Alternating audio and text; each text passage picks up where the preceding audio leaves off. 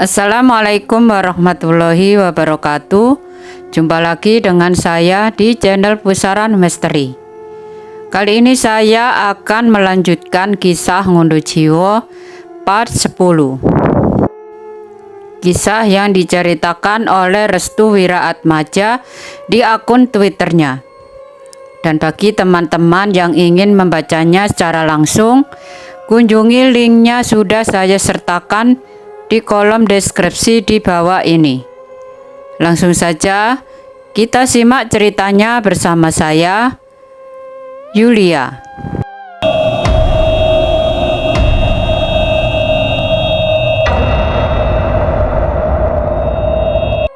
Ngunduh Jiwo part 10. Karma buruk di malam bulan pengantin. Desa Wongso. Dini mulai membuka matanya lebar-lebar.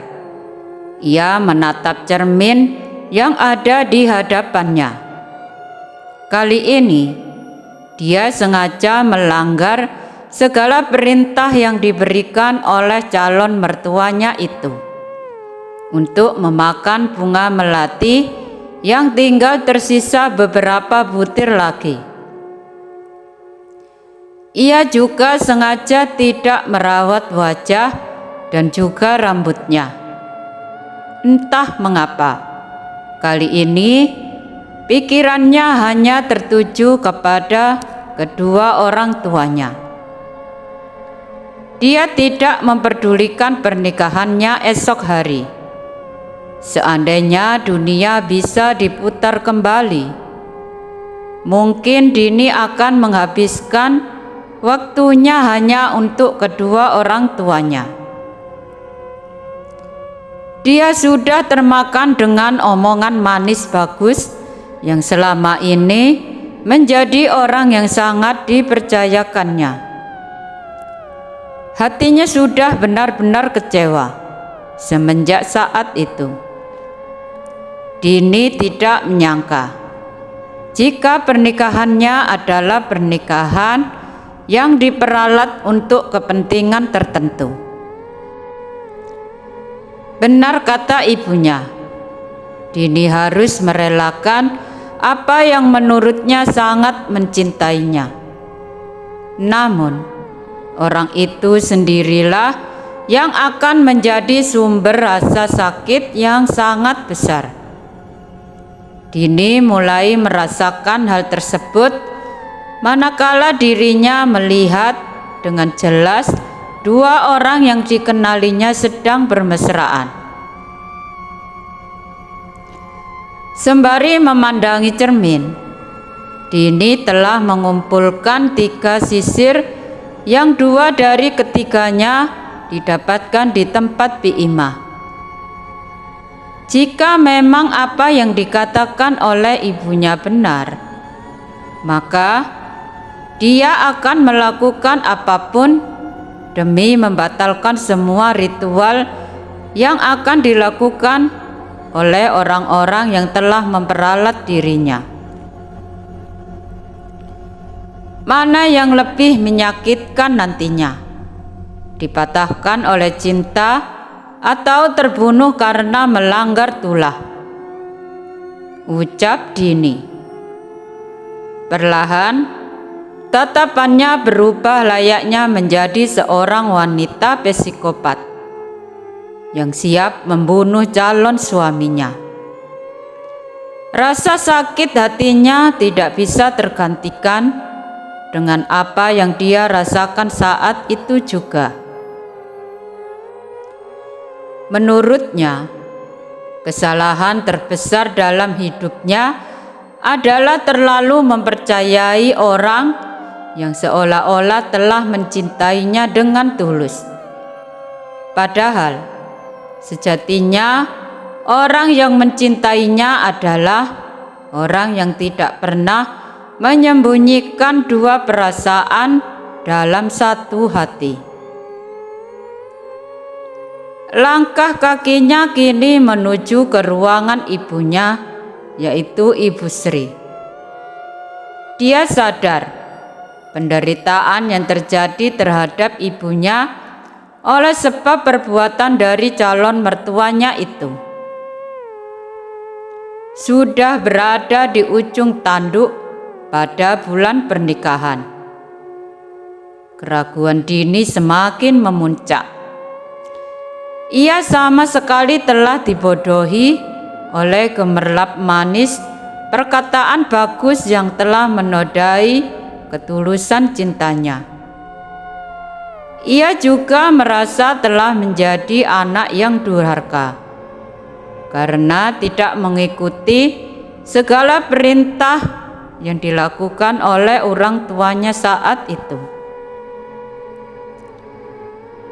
Sembari menengok ibunya yang masih terbujur kaku di kamar, Dini tersenyum menghadap ke arah jendela kamar ibunya. Ia kali ini tidak bisa diberdaya lagi. Wanita yang terlahir dengan rasa sakit akan menjadi seorang wanita yang dipenuhi dengan dendam dan karma. Dan hal ini digambarkan langsung oleh Dini yang saat itu menatap dunia bagaikan sebuah panggung drama yang dimainkan oleh orang-orang besar. Dia hanyalah pemeran pengganti yang ketika sudah tidak lagi menarik, maka akan digantikan oleh pemain lainnya yang secara kebetulan lebih dibutuhkan dibandingkan dengannya. Dunia itu kejam ya Bu. Kita ini orang biasa, terlahir sebagai keluarga petani yang tidak kaya dan juga tidak miskin. Namun, orang-orang yang memiliki tanah bertuah dan harta yang melimpah seolah-olah menjadi Tuhan dalam satu hari untuk memberdaya orang-orang seperti kita. Layakkah kita menjadi manusia yang terpinggirkan dengan garis penghinaan seperti ini? Setelah berkata demikian, Dini melangkah menuju keranjang ibunya, mengelus rambut Ibu Sri secara perlahan.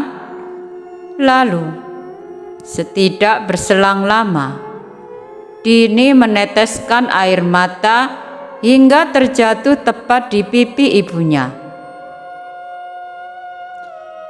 Andaikan aku menuruti apa kemauan ibu, maka aku tidak akan membuat ibu semenderita ini. Melati dan sisir terkutuk itu adalah dua benda yang nantinya akan menjadi karma bagi keluarga iblis itu, Bu. Aku siap mengorbankan semuanya untuk mengganti nyawa-nyawa orang yang sudah melayang dengan sia-sia di bulan pengantin ini.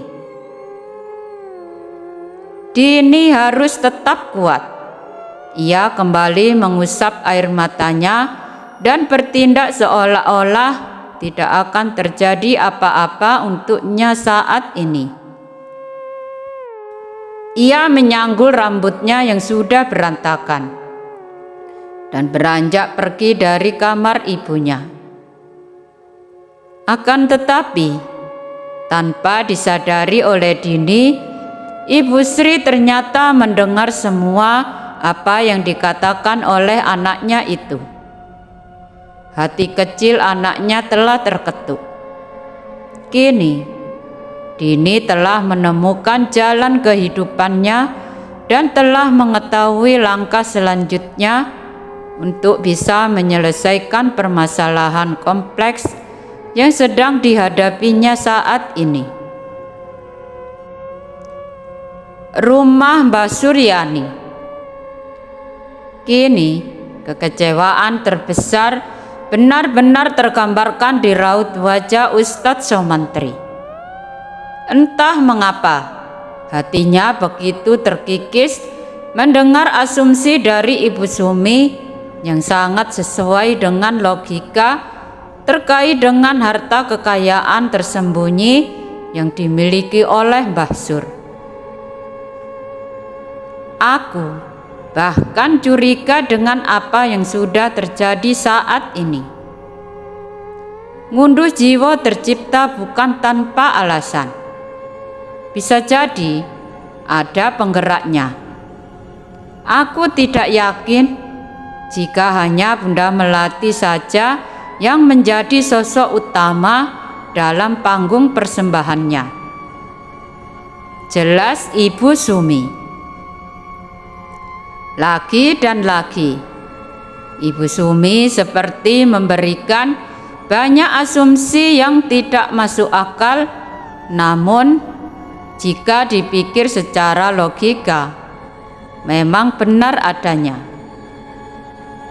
Ibu Sumi selayaknya orang yang bertugas memandikan jenazah, telah mengetahui tanda-tanda jenazah yang meninggal dengan meninggalkan banyak sekali urusan di dunianya. Hal ini menjadikan keraguan besar terkait dengan apa yang sudah terjadi selama ngunduh jiwa itu diciptakan. Hal yang seharusnya tidak ditemukan dalam pencariannya kini terkuak dengan sendirinya. Selama ini kita hanya mencurigai Bunda Melati yang notabene sebagai penggerak dari ngunduh jiwa. Akan tetapi kita tidak pernah mencurigai suaminya. Akan tetapi kita tidak pernah mencurigai suaminya. Sekarang aku ingin bertanya kepada Mbah Sur. Di manakah suami dari Bunda Melati? Tanya Ibu Sumi. Mbah Sur tiba-tiba terkejut mendapatkan pertanyaan semacam itu. Raut wajahnya tiba-tiba saja berubah manakala Ibu Sumi melemparkan pertanyaan yang tidak diduga-duga sebelumnya. Suami dari Bunda Melati? Tanya Mbah Sur. Apakah ketika di hari pernikahan Rahayu dia datang? Atau memang sengaja disembunyikan oleh Bunda Melati? Tanya Ibu Sumi. Ibu Sumi melihat dengan jelas keraguan yang tertanam dalam wajah Mbah Sur. Keraguan yang tercipta membuat mulutnya sulit mengatakan kejujuran di hadapannya. Kedua tangan dari Mbah Sur juga bergetar seperti sedang menenangkan dirinya sendiri untuk bisa memilih dan memilah kalimat yang berada di kepalanya agar jawabannya tidak menimbulkan kecurigaan terhadap pertanyaan yang dilontarkan oleh Ibu Sumi. Mengenai itu, ucap Mbah Sur ragu-ragu. Mengenai itu, ucap Ustadz Somantri yang menunggu jawaban jujur dari mulut Mbah Sur. Ibu Sumi tersenyum. Dia sudah tahu jawaban apa yang ingin dikatakan oleh Mbah Sur lewat dengan penggambaran wajah dari Mbah Sur yang penuh ketakutan.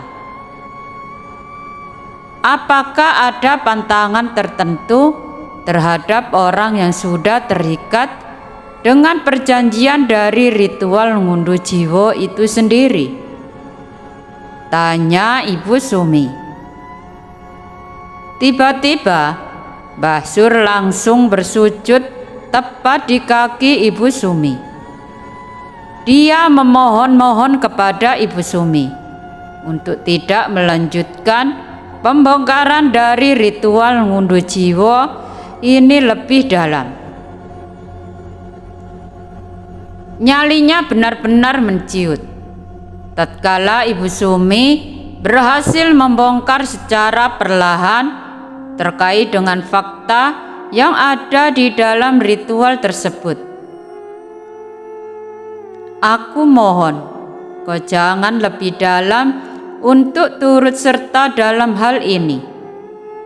Aku tidak ingin hal-hal yang mengerikan akan terulang kembali. Jelas Mbah Sur kepada Ibu Sumi.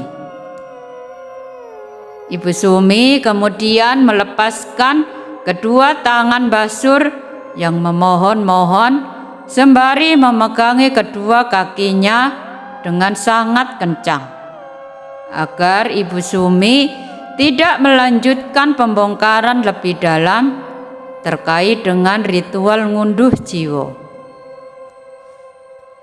"Mbah," ucap Ibu Sumi. Ibu Sumi mencoba menegakkan kembali dagu Mbah Sur yang sudah merendah. Secara usia, Mbah Sur jelas lebih tua dari Ibu Sumi.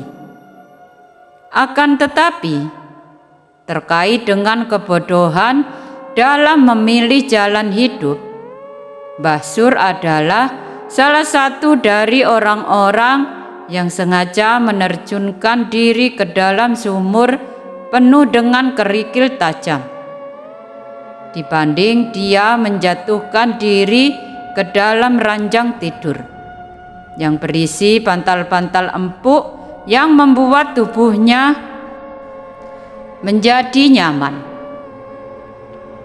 Hidupmu tinggal hanya dalam hitungan tahun lagi. Tanahmu yang begitu luas tidak menjamin siksaan kuburmu diringankan. Aku bisa mengatakan seperti ini karena dosamu sangatlah besar. Kau telah menjual anakmu sendiri, lalu menjadikan masa tuamu penuh dengan gemerlap harta yang sejatinya telah menyeretmu dalam neraka dunia, ucap Ibu Sumi sembari tersenyum ke arah Mbah Sur. Ustadz Somantri terkejut dengan kalimat indah yang baru saja dilontarkan oleh Ibu Sumi. Menurutnya, perkataan itu benar-benar telah menunjukkan jati diri dari Mbah Sur yang sudah berada di ambang penyesalan. Seharusnya hari ini kau pergi ke masjid untuk mendengarkan pesan-pesan kematian dan menanamkan banyak ladang pahala. Akan tetapi, potong Ibu Sumi, Mbah Sur hanya menyimak setiap kalimat yang dilontarkan oleh Ibu Sumi yang sudah berlagak layaknya orang tua yang sedang memberikan nasihat kepada anaknya. Dengan memberitahu semua hal-hal yang kau ketahui dengan ngunduh jiwa, maka masa tuamu akan penuh dengan kedamaian. Bukan hanya itu saja, siksa kuburmu akan diperingan kecuali kau menjadi hamba yang benar-benar bertobat terhadap Tuhan. Hati Mbah Sur seperti terbakar oleh api. Dia merasa sudah direndahkan oleh orang lain yang bahkan dia sendiri tidak mengenalinya. Kurang ajar kau Sumi, kau tahu apa tentang dosa dan siksa kuburku? Kau tahu apa tentang kehidupanku yang penuh dengan penderitaanku? Kau tahu apa tentang Rahayu dan segala kesedihannya? Tanya Mbah Sur. Tanpa sadar, Mbah Sur telah membongkar secara perlahan terhadap keraguan dari Ustadz Somantri yang awalnya tidak mempercayai jika Rahayu benar-benar ditumbalkan oleh Mbah Sur.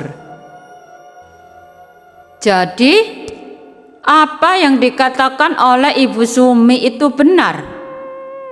Rahayu ternyata ditumbalkan atas kehendakmu. Tanya Ustadz Somantri sembari menatap ke arah wajah Mbah Sur. Tiba-tiba Ibu Sumi tertawa terbahak-bahak. Pak Sumardi yang melihat istrinya itu tertawa hanya keheranan. Baru kali ini dia melihat sisi lain dari istrinya yang benar-benar sangat tidak terduga. Sialan kau Sumi, kau sudah menjebakku agar mengakui semua perbuatan salahku. Teriak Mbah Sur sembari mengarahkan beberapa pukulan ke arah Ibu Sumi.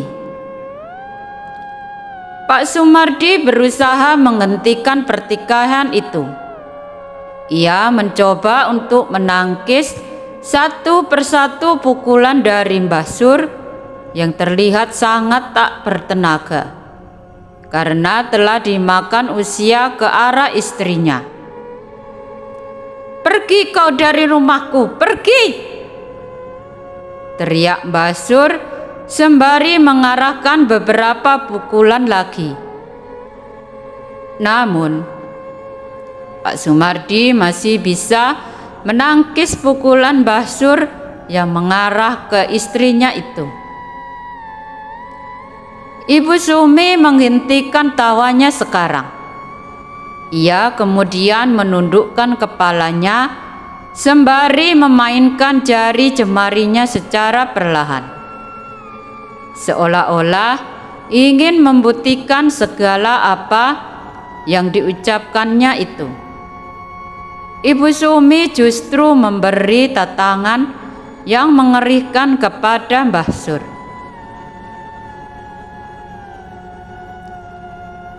"Aku tahu siapa pelaku sebenarnya dalam ngunduh jiwa ini. Aku tahu ketakutan terbesarmu saat ini, Mbah Sur. Aku tahu apa yang selama ini orang-orang menyalahkan Bunda Melati karena merasa sejatinya pelaku penumbalan ini adalah dirinya sendiri." Jelas Ibu Sumi kepada Mbah Sur. "Apa maksudmu, Sumi?" tanya Mbah Sur. "Apakah perias pengantin benar-benar telah melakukan ritual khususnya kepada pelaku di balik ini semua? Apakah Bunda Melati hanya sebagai pengecoh dari asumsi masyarakat? Atau pelaku itu sendiri adalah orang yang selama ini sengaja disembunyikan agar bulan pengantin tetap menciptakan ngunduh jiwa terhadap gadis-gadis perawan?" tanya Ibu Sumi. Mbah Sur berteriak dengan kencang dan meminta kepada Ibu Sumi untuk terdiam. Dia tidak ingin Ibu Sumi meneruskan kembali apa yang seharusnya tidak diucapkan. "Cukup, Sumi. Kau bukan orang asli desa Wongso. Kau sendiri tidak tahu menahu kenapa semuanya bisa terjadi," jelas Mbah Sur. Ibu Sumi kemudian melepaskan tangan suaminya yang masih menahannya agar tidak lepas kendali. Tatkala emosinya sudah meluap dalam menanggapi tanggapan dari Mbah Sur. "Aku ini orang yang sering memandikan jenazah. Setiap hari aku bergelut kepada keseimbangan emosi yang diungkapkan para jenazah yang belum siap untuk mati. Semenjak ngunduh jiwa berlangsung, hidupku penuh dengan teror dan ketakutan. Suara tulang belulang yang dipatahkan, tangisan wanita yang merintih kesakitan dan meminta tolong. Itu semua adalah suara hati dari anakmu, Rahayu, teriak Ibu Sumi. Basur terkejut mendengar hal tersebut. Dia tidak menyangka jika apa yang dirasakan oleh Ibu Sumi melebihi dari dugaannya sendiri. Teror dan kejadian yang mengerikan lainnya benar-benar sudah menyebar dan terjadi ke beberapa orang yang bahkan untuk Basur sendiri tidak mengenalinya. Namun, ada satu pertanyaan yang saat itu juga tercipta di pikiran Basur. Mengapa Ibu Sumi bisa mendapatkan teror dari Rahayu?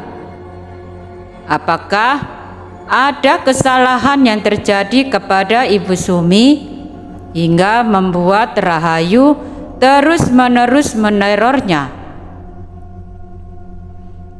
Tapi mengapa kau juga mendapatkan teror? Apa yang menjadikan Rahayu menerormu? Tanya Mbah Sur. Kali ini Ibu Sumi tidak bisa menjawabnya. Ia hanya bisa terdiam sembari menahan rasa sesak di dadanya jika mengingat kejadian itu kembali. Pak Sumardi mulai angkat bicara. Sedari tadi dia hanya terdiam. Mungkin dengan mengambil kesempatan bicara ini, atmosfer ruangan menjadi lebih tenang. Begini Mbah Sur, saat itu kami berdua sedang memandikan jenazah dari Wati. Kau mungkin telah mengenalnya.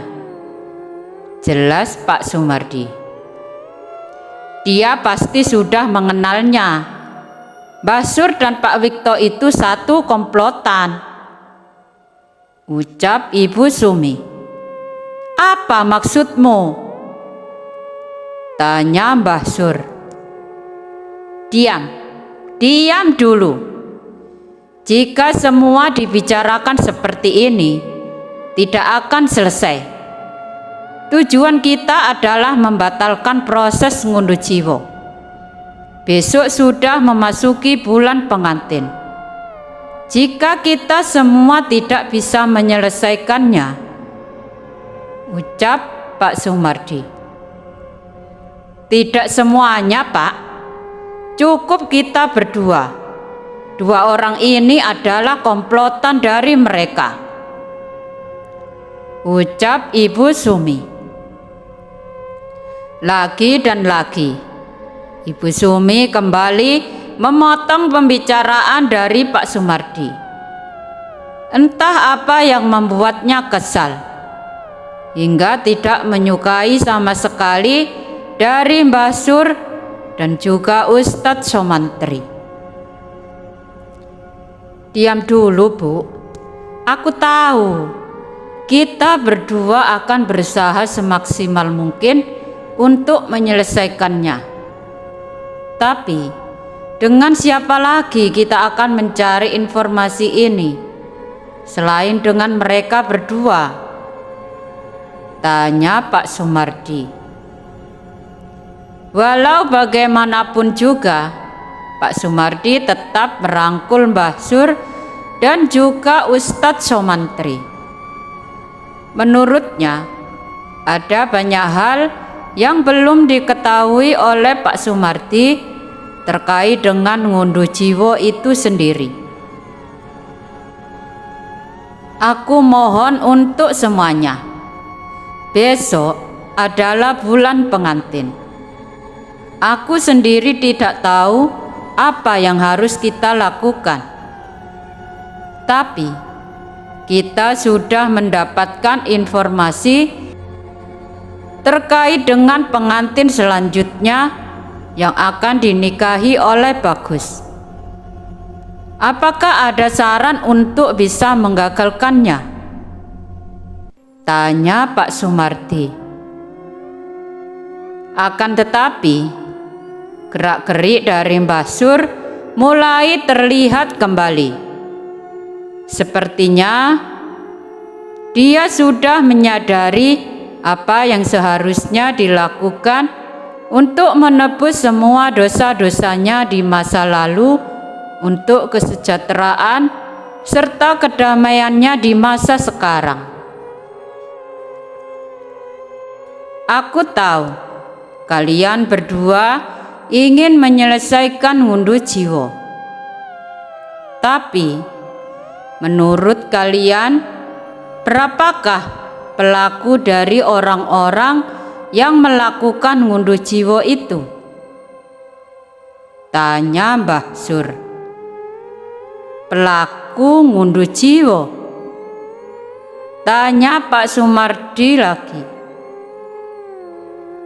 Benar, sebelum kita menyelesaikan semua masalahnya, apakah kalian tahu berapa pelaku dari ngunduh jiwa itu? Tanya kembali Mbah Sur kepada mereka semua. Ibu Sumi kembali berpikir untuk dapat menjawab pertanyaan yang diarahkan oleh Mbah Sur terkait dengan pelaku dari ngunduh jiwa itu sendiri. Setauku, pelakunya itu ada 4. Ucap Ustadz Somantri. Sebutkan. Bagus, Bunda Melati, Biima dan juga Cici.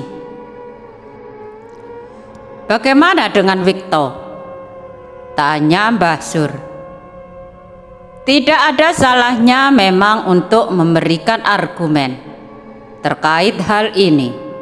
Akan tetapi, status dari Mbah Sur sendiri masih belum jelas.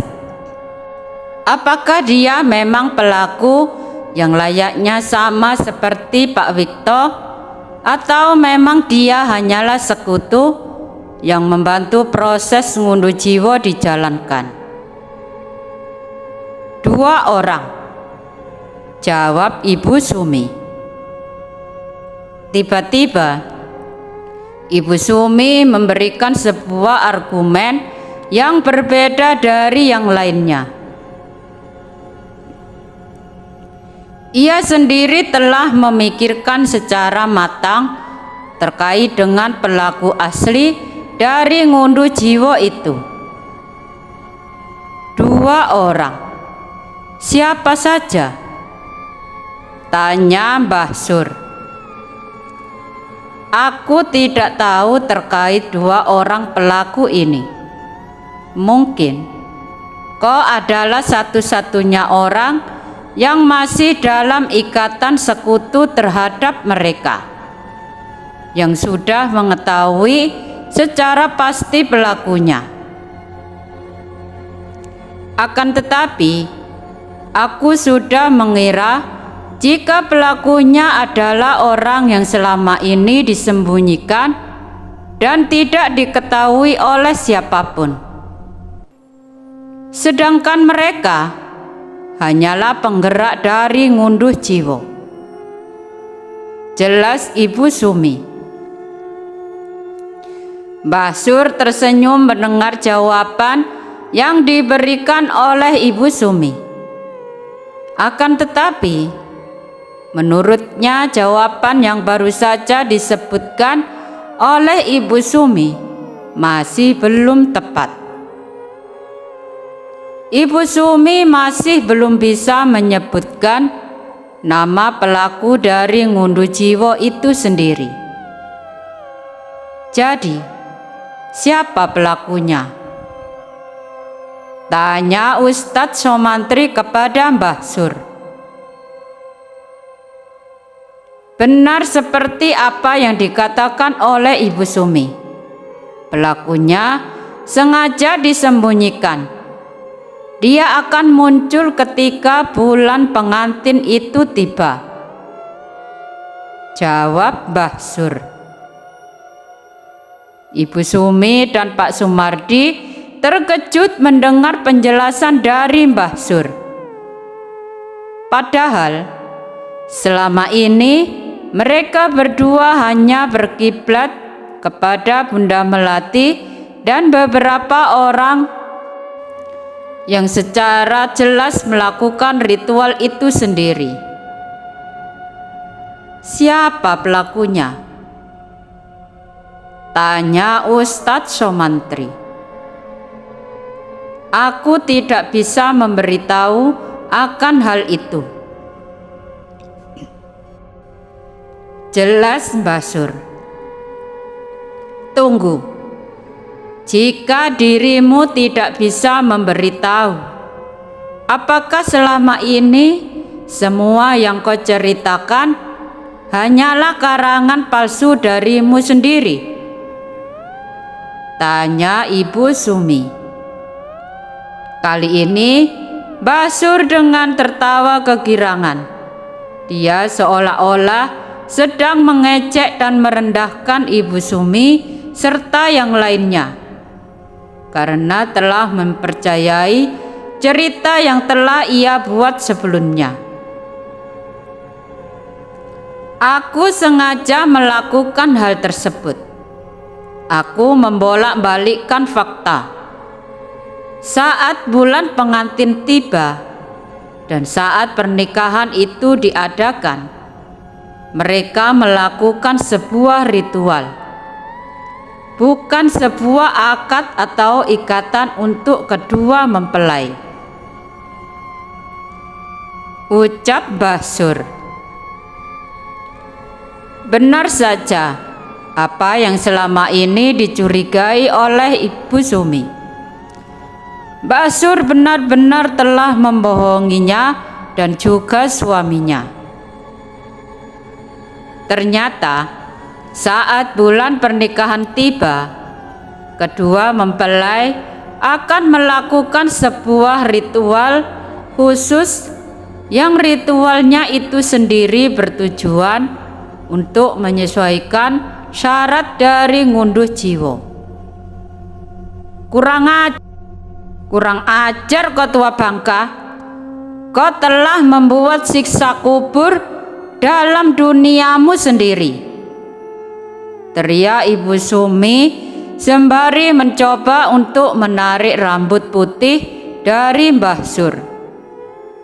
Tapi anehnya, Mbah Sur bukannya merasa kesakitan saat rambut tuanya ditarik oleh Ibu Sumi. Justru dia tertawa kegirangan sembari meneteskan air mata. Menurutnya, pertemuan itu adalah pertemuan yang paling membahagiakannya. Cepat katakan, siapa pelakunya? Cepat katakan, bajingan! Teriak Ibu Sumi. Udah Bu, kasihan Mbah Sur, pinta Pak Sumardi. Tidak ada kasihan untuk iblis yang merasuki tua bangka ini. Dia adalah sekutu dari Bunda Melati. Dia sengaja menumbalkan anaknya. Dia sendiri telah membuat karangan bebas terkait dengan peristiwa di bulan pengantin. Sekali lagi, Ibu Sumi benar-benar kehilangan kendali. Pak Sumardi meminta kepada Ustadz Somantri untuk membantunya dalam melepaskan kedua tangan istrinya. Bantu aku Ustadz sialan, jangan hanya diam. Iya Pak. Ustadz Somantri berusaha membantu Pak Sumardi untuk melepaskan ikatan itu.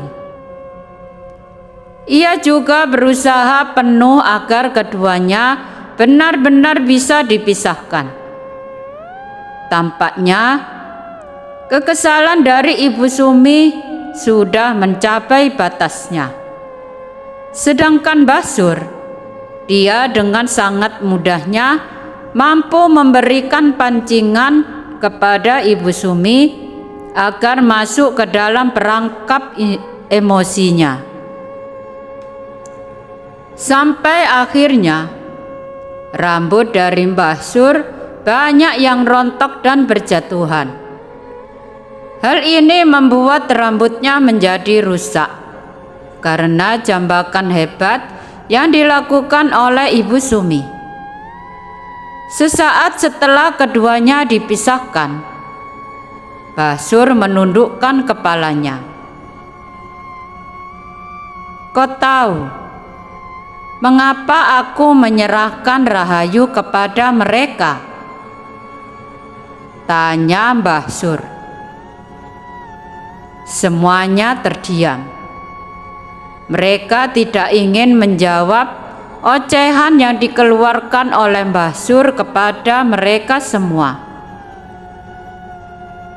Dia benar-benar akan mensejahterakan kami semua dengan kekayaan yang dibuat oleh demit manten, jelas Mbah Sur. Ibu Sumi tidak ingin meladeni ocehan aneh dari tua bangka itu. Ia lebih memilih untuk bangkit dari duduknya dan mencari informasi sendiri terkait dengan apa yang selama ini dicarinya. "Apakah kau tidak tertarik, Sumi, untuk mengetahui siapa pelakunya?" tanya Mbah Sur. Ibu Sumi terdiam sejenak. Ia kemudian membalikkan badannya seraya mengucapkan sesuatu yang menohok. "Kalau memang nantinya ada tulah dari apa yang kau beberkan pada kami saat ini, pastinya besok aku akan datang lagi kemari," ucap Ibu Sumi kepada Mbah Sur. "Untuk apa kau datang lagi kemari?" "Untuk memandikan jenazahmu." "Bajingan!" teriak Mbah Sur. Ibu Sumi langsung meninggalkan Mbah Sur dan yang lainnya. Pak Sumardi mengikutinya dari belakang.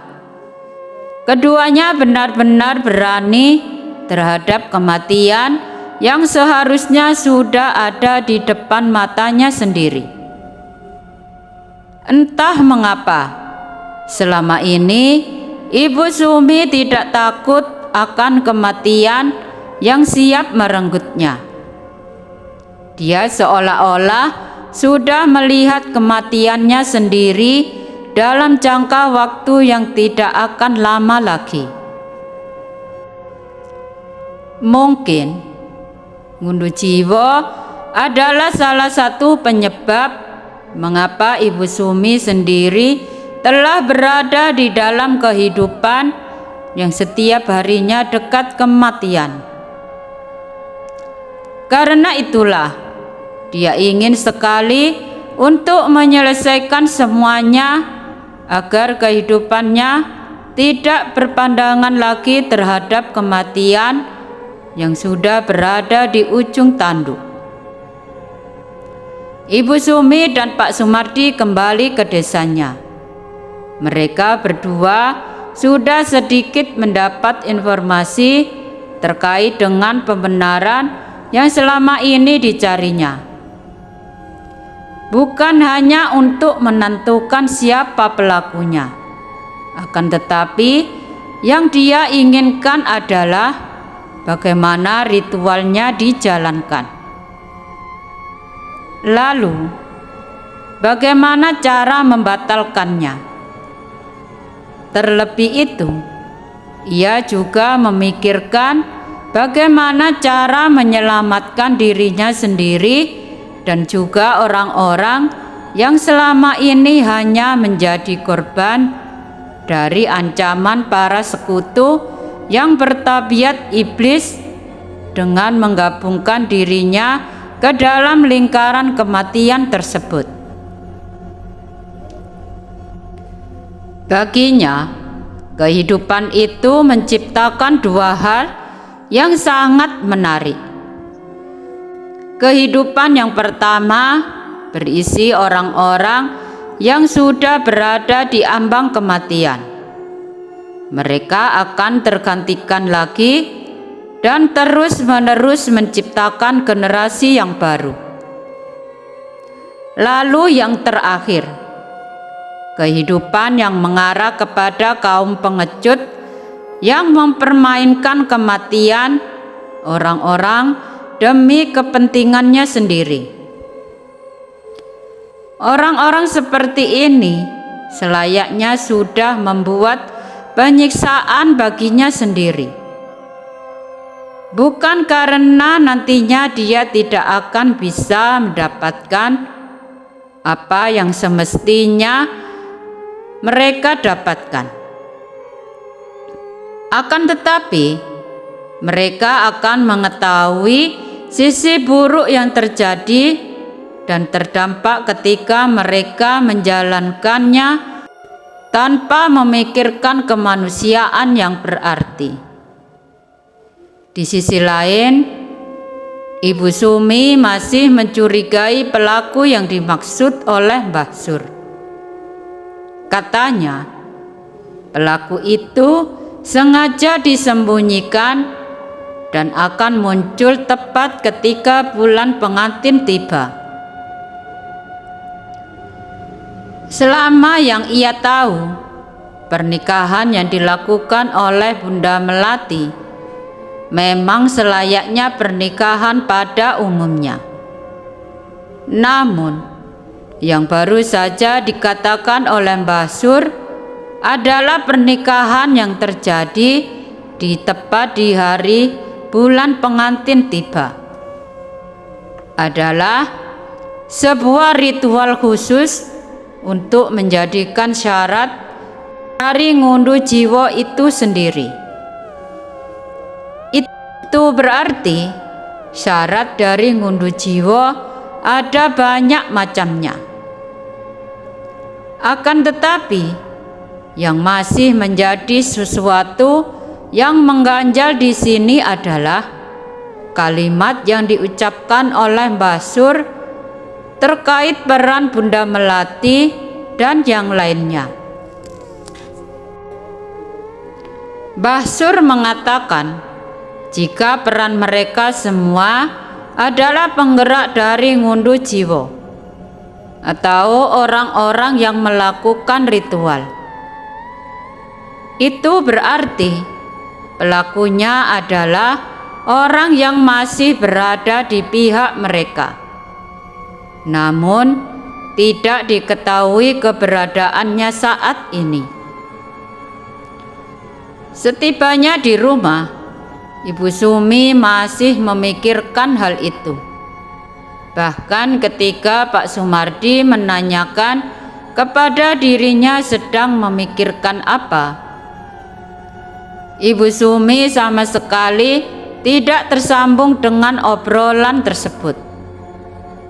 "Bu, Ibu," tanya Pak Sumardi. Ibu Sumi masih terdiam. Tampaknya ia masih banyak memikirkan sesuatu yang seharusnya bukan urusannya sendiri. "Bu, Ibu kenapa toh?" Kali ini Pak Sumardi menepuk pundak istrinya yang sedang terduduk dengan tatapan yang penuh tanda tanya. Kenapa Pak?" tanya Ibu Sumi. Dari tadi Ibu bengong. Lagi mikirin apa toh? Mikirin perkataannya Mbah Sur. tanya Pak Sumardi. Ibu masih belum bisa menemukan siapa pelakunya, Pak. Padahal besok adalah bulan pengantin. Tapi kenapa semuanya begitu gelap di mataku saat ini? Ucap Ibu Sumi. Pak Sumardi mendekap tubuh istrinya dengan kuat. Baginya, apa yang telah dilakukan oleh istrinya sudah benar-benar hebat. Saking hebatnya, dia mau mengurusi hal demikian sulit dan rumitnya dalam mencampuri urusan orang lain yang seharusnya bukan menjadi urusannya sendiri. Manusia itu diciptakan untuk menjadi sesuatu yang bermanfaat. Jika kita sudah berusaha penuh untuk melakukannya dan belum mendapatkan hasil yang serupa sesuai dengan keinginan kita, setidaknya kita sudah memberikan waktu dan tenaga kita untuk hal demikian. Jelas Pak Sumardi. Bagi Pak Sumardi, siapapun pelakunya, pasti dia akan mendapatkan akibat dari apa yang diperbuatannya. Karena itulah dia sebisa mungkin meyakinkan istrinya untuk tidak terlalu memikirkan hal itu secara berlebihan. Malam bulan pengantin akan tiba. Malam yang seharusnya menjadi tempat untuk mengistirahatkan tubuh dan merenggangkan otot-otot yang kaku. Kini tidak berlaku bagi Pak Wikto yang merupakan bagian penting dari orang-orang yang menggerakkan ngunduh jiwa itu sendiri. Malam itu, Pak Wikto sedang berada di rumahnya. Dia berencana untuk menuju ke rumah Bunda Melati tepat di malam hari. Akan tetapi, hatinya merasa seperti tidak nyaman. Ketenangannya kini berubah menjadi perasaan was-was yang terus menghantuinya setiap saat. Dia juga merasa jika rumahnya seperti kuburan, sepi dan tidak ada satupun orang yang hadir di rumahnya sama sekali. Seakan ada yang berbeda. Pak Wikto pun memeriksa kamar anaknya, yaitu JK. Dengan perasaan yang canggung, dia pun membuka kamar JK. Akan tetapi, dirinya terkejut saat melihat JK sedang tertidur. Ia pun kembali menutup pintu kamar anaknya tersebut.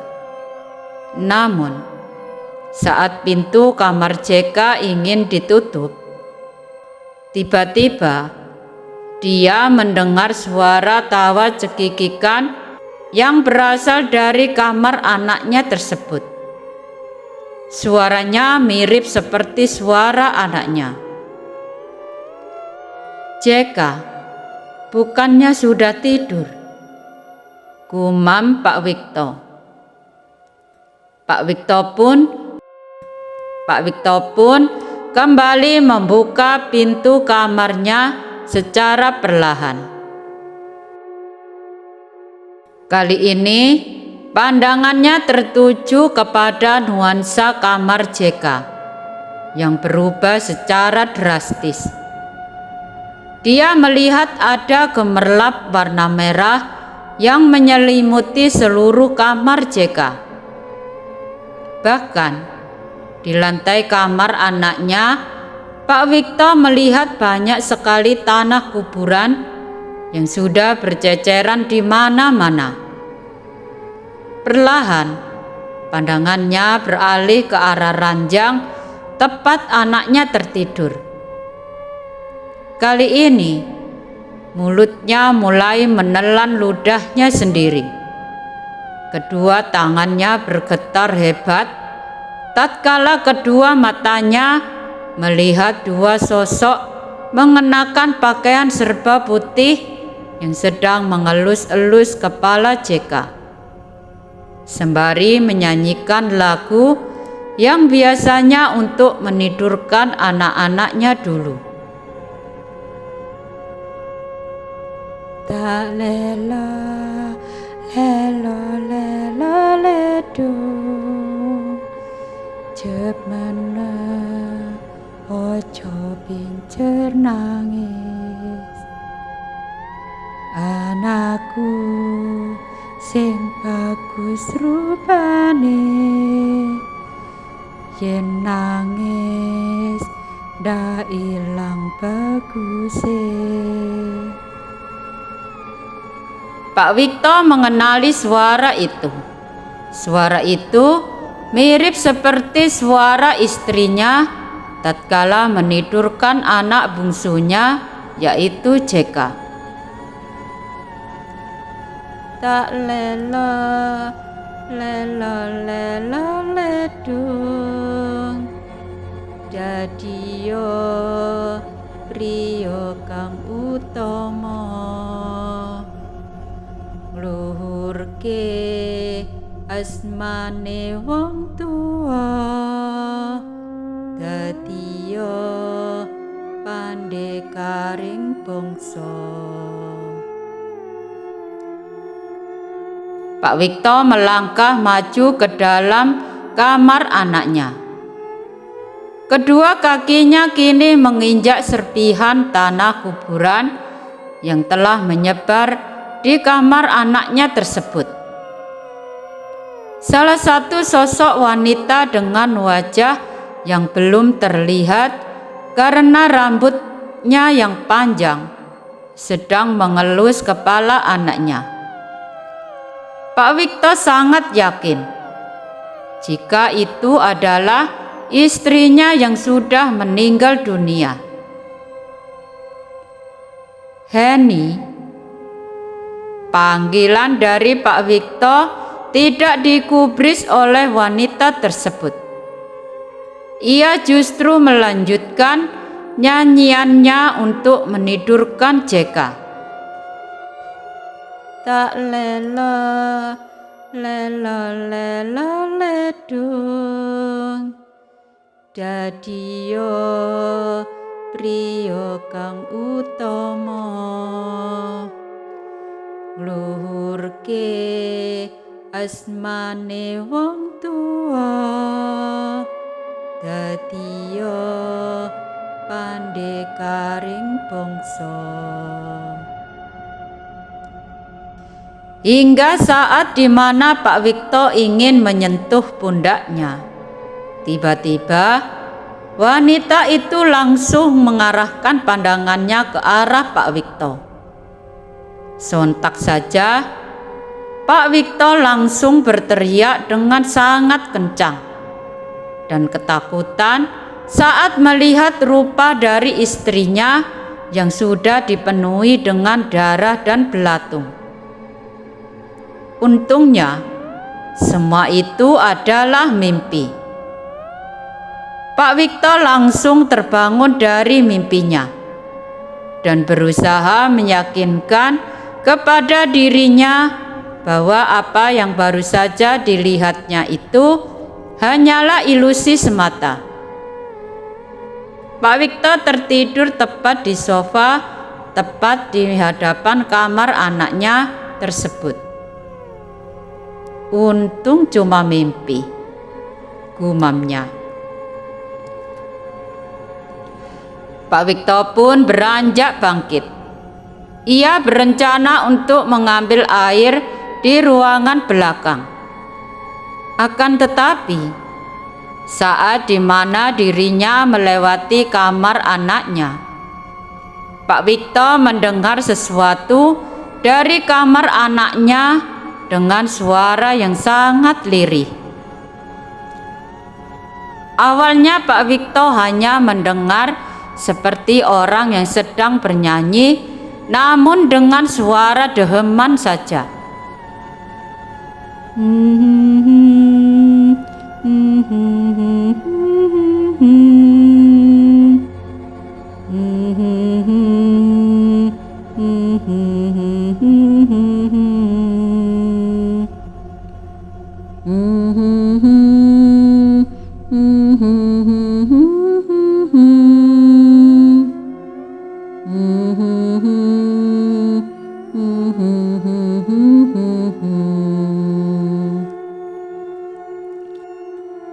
Lambat laun, dirinya mendengar dengan jelas akan kalimat per kalimat yang sedang diucapkan oleh seseorang yang berupa lirik lagu Jawa yang dikenalinya itu. Tak lelo, lelo, lelo, ledung, jep meneng, ojo pincer nangis. Anakku sing bagus rupane, yen nangis ndak ilang apike. Pak Wikto langsung terkejut mendengarnya. Ia seakan seperti terbawa oleh ilusi yang berada dalam mimpinya tersebut. Beberapa kali tangannya menampar pipinya untuk meyakinkan bahwa apa yang baru saja didengarnya itu adalah sebuah ilusi semata. Akan tetapi, sewaktu Pak Wikto menjauh, suara itu semakin jelas dan terdengar sangat kencang di telinganya. Tak lelo, lelo, lelo, ledung, jep meneng, ojo pincer nangis. Anakku sing bagus rupane, yen nangis ndak ilang baguse. Pak Wikto memegangi kepalanya. Ia benar-benar seperti berada di dalam ketakutan yang sangat serius. Gak mungkin. Kamu sudah mati, Heni. Kamu sudah mati. Gak mungkin kamu kembali lagi ke sini. Wajah Pak Wikto mendadak berubah menjadi sangat ketakutan.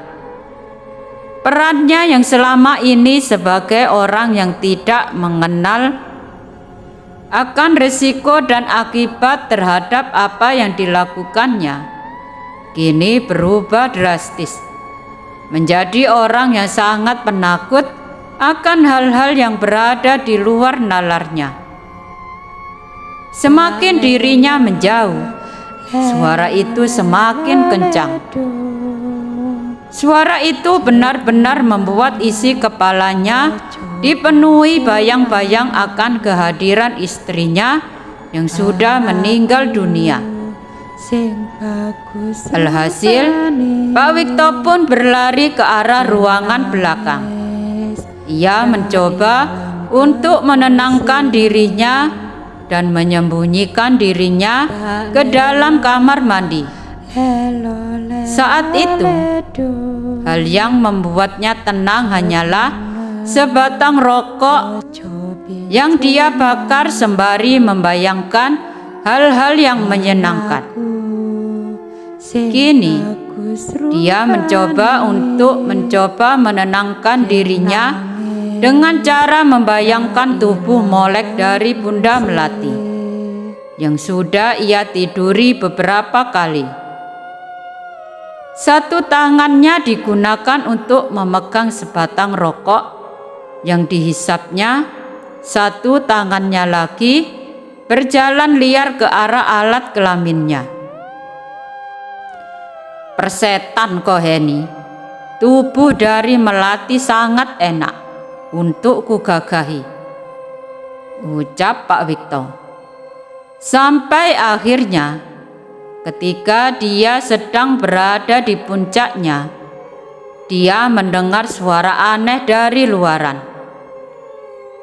Telinga Pak Wikto menangkap suara seperti layaknya kaki yang sedang diseret-seret dan berjalan ke arah dirinya saat ini.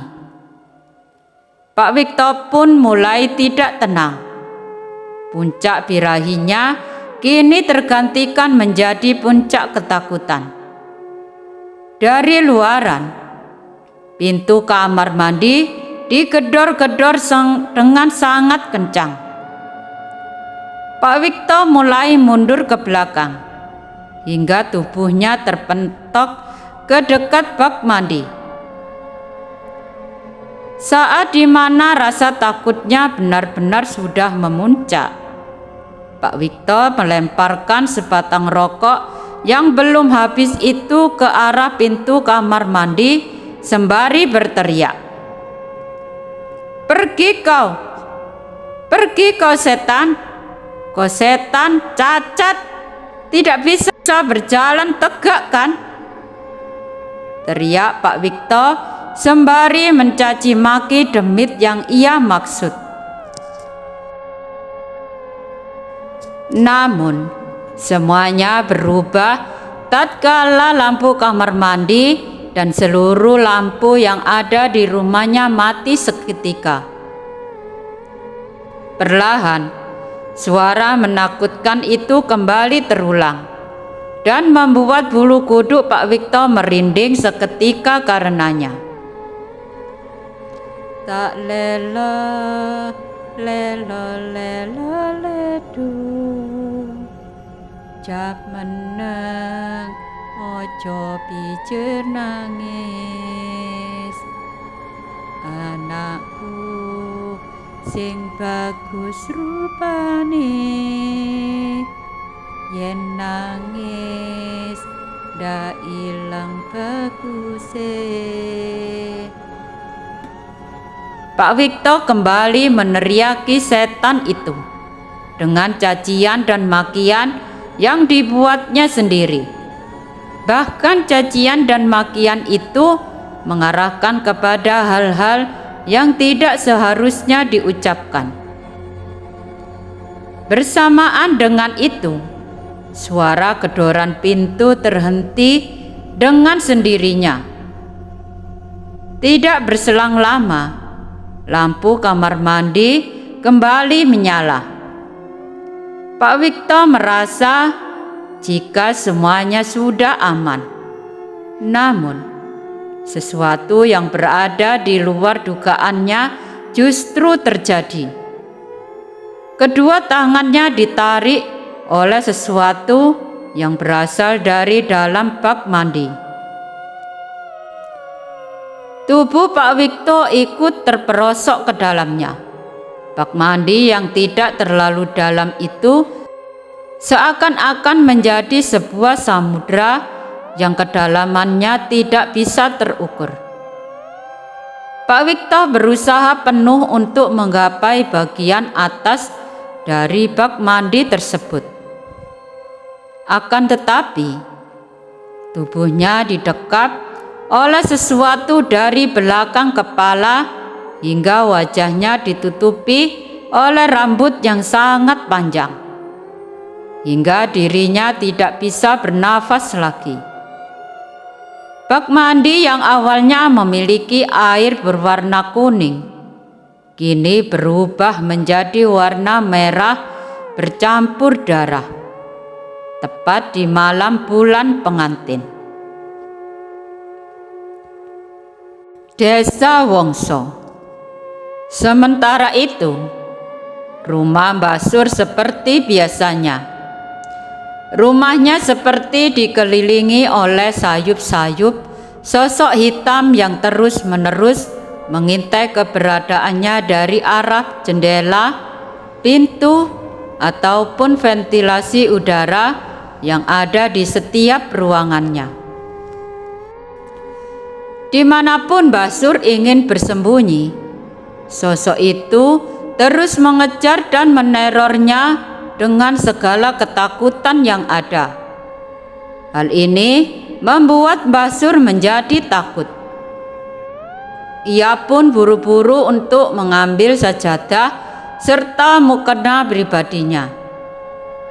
Ia meyakinkan kepada dirinya sendiri untuk sholat agar semuanya bisa tenang. Gusti, kula nyuwun apurane.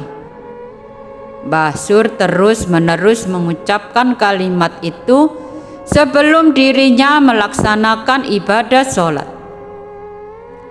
Akan tetapi, tepat saat di mana dirinya mengangkat kedua tangannya secara perlahan dan memulai takbir, tiba-tiba dari luar ruangan kamarnya, Mbah Sur mendengar suara orang tertawa cekikikan seperti sedang menertawakan tindakan yang dilakukan oleh Mbah Sur.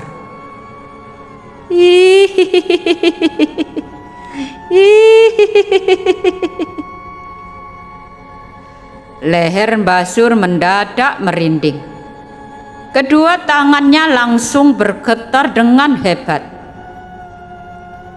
Tatkala suara tawaan itu benar-benar terdengar dengan sangat jelasnya. Allahu Akbar. Mbah Sur pun mengubah gerakannya menjadi ruku. Ia mencoba untuk tidak terpedaya akan gangguan dari demit yang sudah mengincarnya itu. Akan tetapi, saat di mana dirinya ingin i'tidal, tiba-tiba mukena yang melapisi bagian wajahnya hingga setengah tubuhnya ditarik ke atas hingga membuat bagian atasannya terbuka.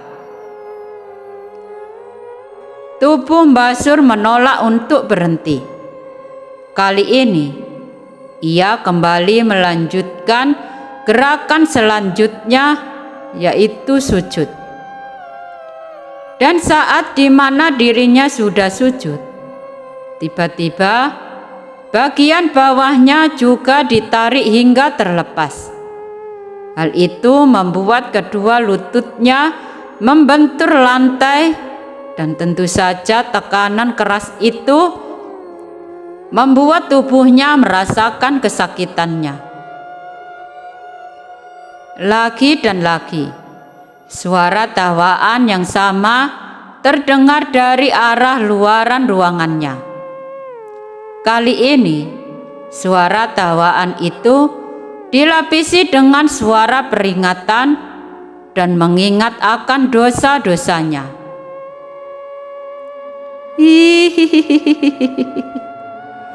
Sakniki awakmu eling maring pangeran, Mak.